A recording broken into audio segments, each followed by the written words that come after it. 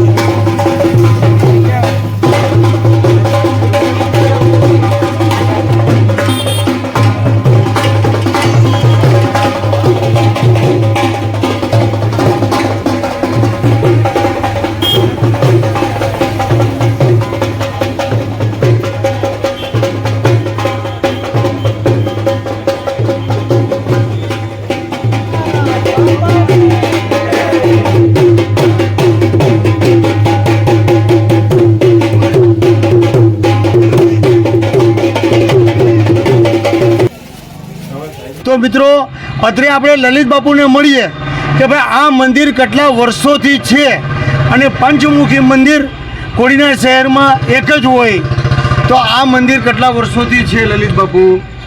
આ મંદિર અંદાજિત 45 વર્ષથી છે અને આ મંદિરની સ્થાપના મૂળશંકર મહારાજે કરેલી હતી.